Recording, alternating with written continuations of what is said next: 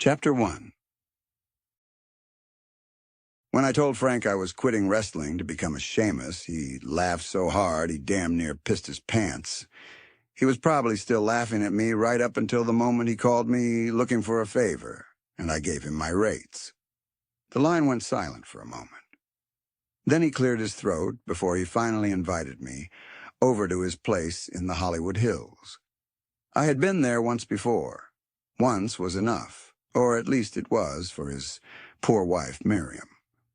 Playing house to 30 professional wrestlers who can consume a vast quantity of alcohol without much need for a swallow is a terrible idea for any proud homeowner. Add to that the semi-professional weight in steroids and GHB.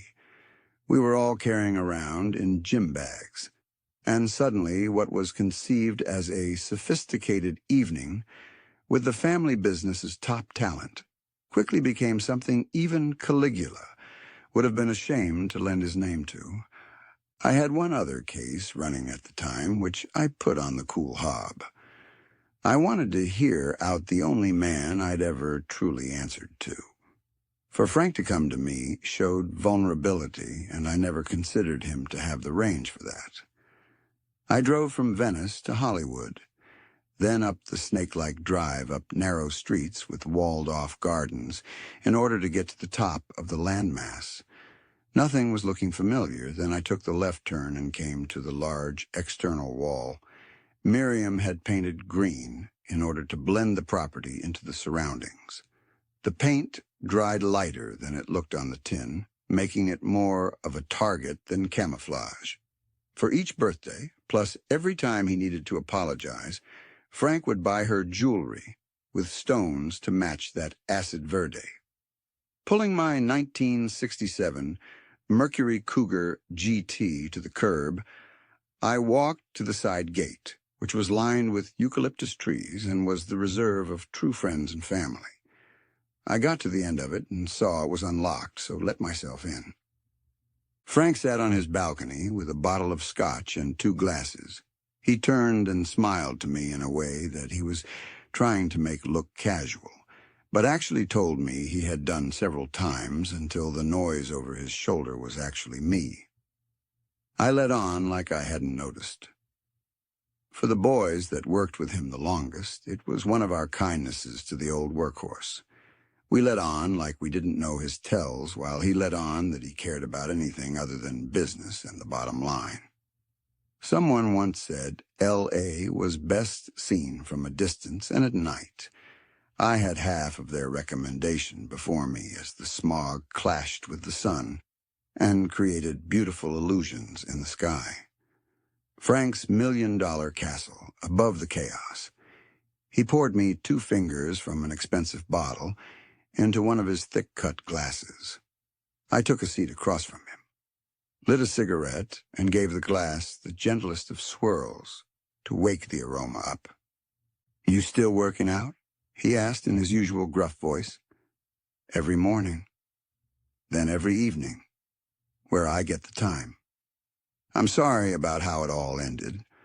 I had big things planned for you, but after what happened between you and Marty, you really left me no choice." "Makes no difference anymore." I took a sip. Sooner or later, everyone leaves the ring before they'd planned. I got to do it and still be above ground. "I saw a video of that fight you had with the giant Gozu, huh? You sure did? What's going on, Frank? I know you didn't invite me up here to help you drink your expensive hooch. I get the feeling it's delicate. Delicate enough that you wanted home field advantage while Miriam was away." He adjusted himself in his chair, straightened his shirt, and represented himself to me. "You're right, it is delicate. If you've got any of those young girls pregnant, you're on your own. I'm not Plan B, you get me?" He shrugged the suggestion off like it was the most absurd idea imaginable, like he hadn't traded sex for opportunity in the early days, and like us boys in the locker room didn't know about it and pretended not to. "No! Hell no! Christ on a cracker jack! What the hell do you take me for? No, it's business. Purely business, but it's delicate business, you see? I'd like to see. Preferably before I drink too much of this and have to stay the night in your spare room. I took another sip. Damn fine hooch. Frank got up and walked to his home office desk, which sat just inside the open French doors. He reached into his top drawer and removed a cigar, cut the tip with a little guillotine, then put the flame of a lighter to it. I'd told him to light his cigars with a match, but like most advice he got, he'd ignored it. After 3 strong puffs, its head growled red. What do you know about a guy called Louis Locke? Other than it's a good ring name, not a thing. Locke had been a mid-card reporter on a collection of mid-card newspapers until he wrote a biography of one of the 1919 World Series White Sox players, which blew up and became a bestseller and made him a household name in those households that love reading sporting nonfiction. Frank explained this to me like it should have made the meaning behind our rendezvous clearer. And I hear his new book is on the wrestling business, and you'd like to peek up his skirt without having to buy him dinner first. More or less. Look, Jack, there is some serious movement going on at the moment that I can't discuss. Suffice to say, wrestling is on the verge of becoming mainstream. That means a lot of big paydays for everyone involved, and I'd like to make sure he's not kicking any hornet nests. What could he be kicking? I meant it as a joke, but Frank failed to see the funny side. I'd been in locker rooms with guys who had seen some shady shit. I'd known guys who were put over by men who, if they were in any other business, would have been mentioned in the same breath as Capone. Wrestling had traded its way from the circus tents to sporting halls, to the cusp of nationwide network television, and it had done so on the broken backs and spilt blood of many men, good, bad, and downright devious. After a few moments of awkward silence, Frank took a drink and spoke. I heard he flew out to Puerto Rico the night before last. That had nothing to do with us. With you. How can that hurt anyone? I said. You know, that doesn't matter. Boys that worked there work here. Boys who worked here have worked there. I'm not asking you to do anything illegal, Jack. Just track him down and let me know where he is. I'll reach out to him. I'll talk to him. I'll figure out what angle he's working and see if there isn't a better story I can sell him on. One that doesn't destroy everything we built. As he said this, I looked around me. Frank was living a good life. The best of lives. Certainly the best I'd seen any carny or promoter enjoy. Some of my own blood and broken bones were invested in this stilted mansion with a panoramic view of Hollywoodland. I reminded him of my rates and the fact that there was no family discount. He nodded, returned to his desk, and came back with an envelope bulging with bills. He'd likely try to write it off as some sort of charitable donation, and he wouldn't have been that far from the truth. I finished my drink and waved off the offer of another. If Locke had flown to Puerto Rico, there was a decent enough chance he would be coming off the return flight heels first. It meant that I needed to get out there at the first available opportunity, which meant tidying up as many of my personal and professional loose ends as I could before the red-eye flight cross-country. On my way back down the hills, my pager beeped. I stole a glance at the number as I reached the stop sign at Highland and Hollywood, then proceeded to pull over for coffee and to toss some silver into the nearest payphone. The West LAVA Center had retained my services in order to get to the bottom of a mathematical conundrum they were experiencing with their dispensary, which seemed to go back to the first Reagan administration. Over the course of some late nights, I'd been able to narrow the list of suspects down to a handful of employees who made a habit of being the last to leave their shift and rarely phoned in sick. Usually good traits in employees unless they were treating their access to alpha-methylfentanyl, like the take a penny, leave a penny jar. I took a sip of my coffee. Damn near the worst cup of joe you ever did have. I tucked the hard black plastic receiver under my ear. My neck didn't bend all the way to the left, but it got close enough to hold the receiver in place as I double-checked the number, scrolling across the pager's screen, and punched in the digits. "Thank you for calling the West Los Angeles VA Center," the automated girl soothed. "Your call is important to us, so please hold for an operator or, if you know the extension, U-." The 4 beeps in my ear matched up with what I'd been punching in the last 2 weeks. "Fuchinello," he said. "Yeah, you paged me. Like 10 times. I paged you twice."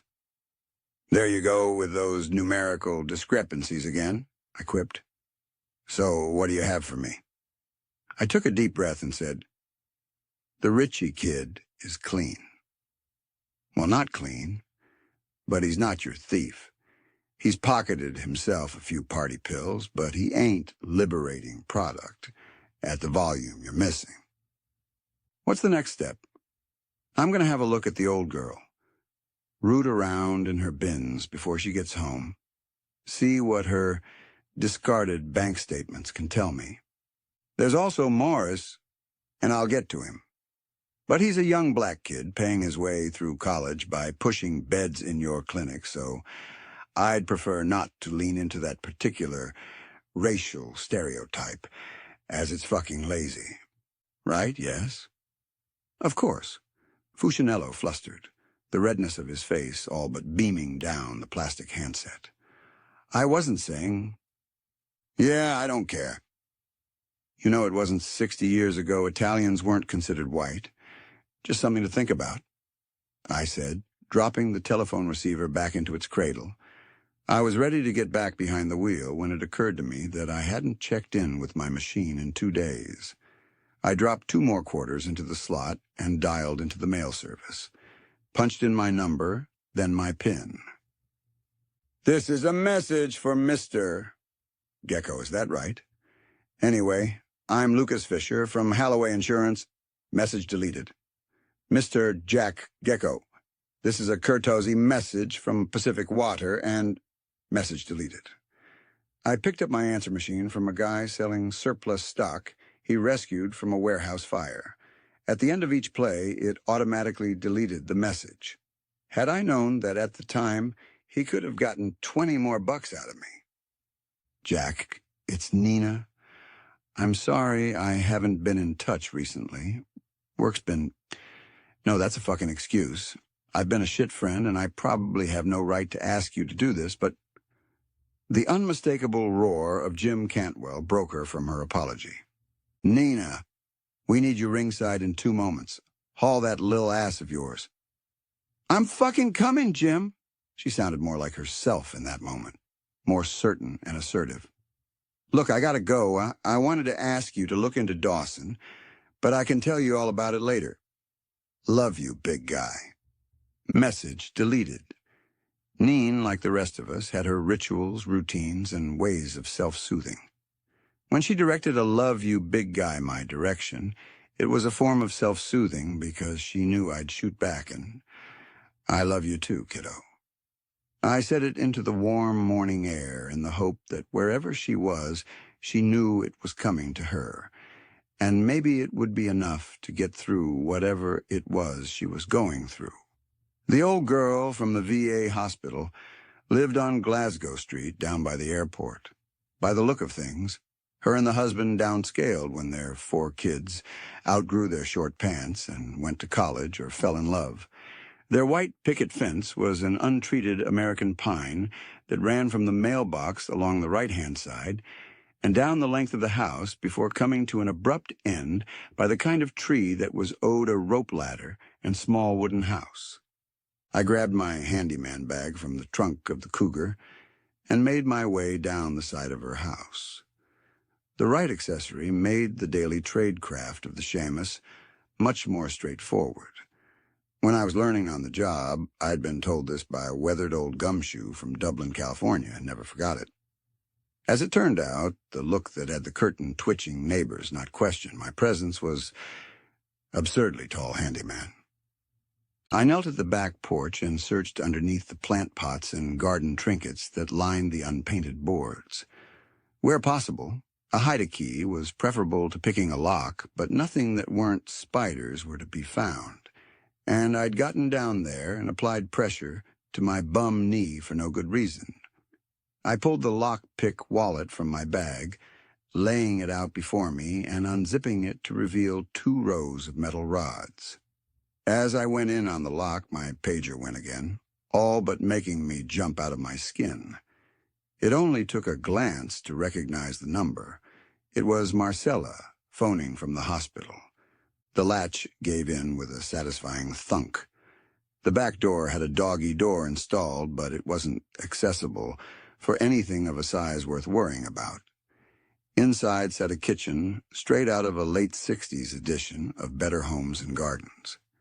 It was entirely possible Mrs. Costigan was stealing and dealing in dope to pay for her gingham addiction, as there didn't appear to be a soft furnishing she wasn't nuts for. The pedal bin was clean, not a late demand or final notice in sight to indicate motive. I checked the kitchen drawers.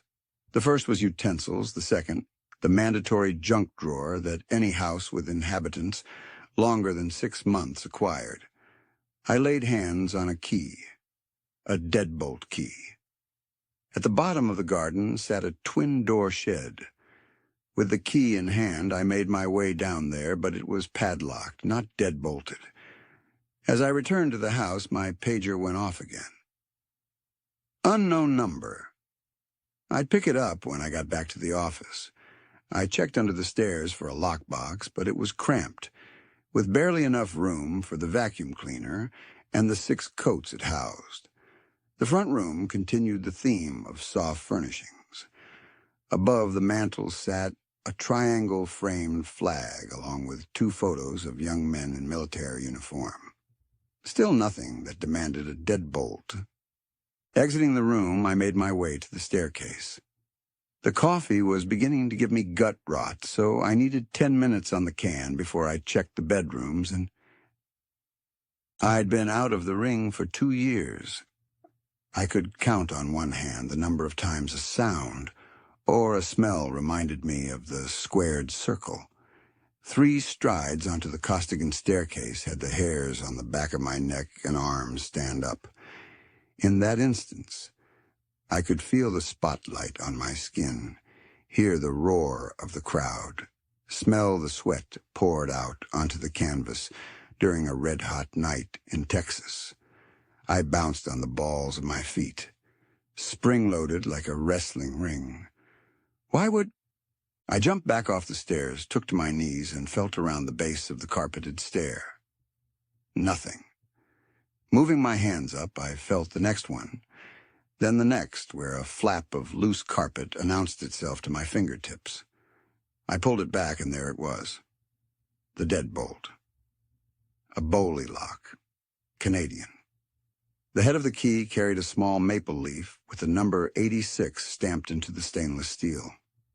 A firm turn of the key gave the silent air a thunk to chew on before the hinged stairs creaked and then gave in to my lifting as half the stairs elevated out from its frame to reveal a second staircase. Only this one was pointing down into blackness. On the underside of the displaced staircase, a bathroom-style toggle switch dangled in front of my face.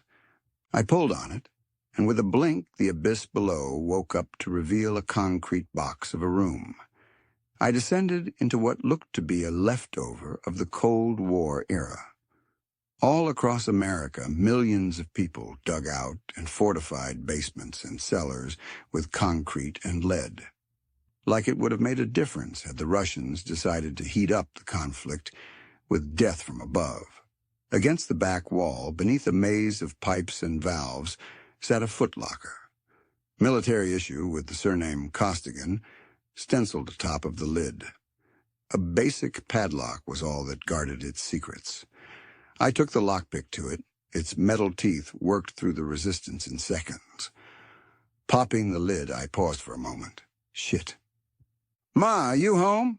called a male voice from the kitchen. As delicately as my 260-pound frame could, I moved across the concrete floor to the telltale stairs. Pulling them into position, I tugged the light off and listened with my breath held. "You left the back door open again." "She doesn't look to be here," said a second male. "Great. There's two of them." With the entrance to the basement closed, I returned to the lockbox, pulling a small flashlight from my handyman bag. With the butt of the light between my teeth, I pointed my head to the footlocker and opened it to reveal a cache of presidents. "Well, hello, President Grant," I said, lifting a stack of banded bills and thumbing through them like a deck of cards. I did some insufficient maths in my head. $5,000 in hand, maybe 8 bundles deep, 6 rows, 5 columns. There must be $1 million here. I said to myself, 1,000,002, actually, replied the 6'2" figure in the frame of reopened stairs and my only way out of here. I got to my feet, tossing the loose bundle atop of the illicit retirement fund. "You're one of the jarheads from the mantelpiece." "And you are?" he asked. "Just leaving." "We'll see about that." I ducked out of the way of his clubbed hand before grabbing him round the midriff and planting him with the most forceful spine-buster I ever delivered. There was an audibly sickening crush as his back hit the wooden basement stairs, which I then took 3 at a time until I was no longer cornered. The second one was there, just as big as the first, but quicker. He caught me twice in the side of the head before I'd properly caught sight of him. His head was shaved to the bone and had a scar that sat in the corner of his right eye where he'd had some reconstructive surgery. I aimed for that, grabbing a plant vase and driving it forcefully into his face. He yelled blood all over me in the hall. I grabbed a fistful of his shirt with my right hand and yanked him forward. My left arm shot out poker straight and landed a clothesline across his throat, sending him coughing and spluttering onto the once-white linoleum floor. The first Costigan was on me again. He landed on my back, clawing at the side of my eye and ear with one hand as his other reached for something. I spun on my heels, trying to buck him off me, but he fixed like a rodeo star, and then the blade was in the traps of my shoulders. Once, twice. If I give him a third stab, I'm out, I thought as I grabbed hold of both his legs and tossed us backwards through the living room coffee table. We exploded it into 1,000,000 puzzle pieces of wooden splinters and broken glass. Rolling off him, I secured the bladed hand, pinning it to the floor, then drove my fist, filled with rage and semi-arthritic bones, through his nose and mouth time and again until the pain in my traps told me to stop. I got to my feet. Cubes of glass fell from my frame, like confetti from cannons at New Year. As I staggered into the hall, the son with the shaved head was back to his feet. My fitness wasn't what it once was, and this was no wrestling bout. I needed this over. I threw my boot through his chest right before he'd straightened up.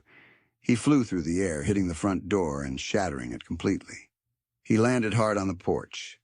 I could tell by the way his hands flapped on impact that he was out. And so was I. I stepped through the jarhead-shaped hole in the door, picking 2 small cubes of glass from within my ear as I made my way to the nearest payphone to drop a dime to the PD.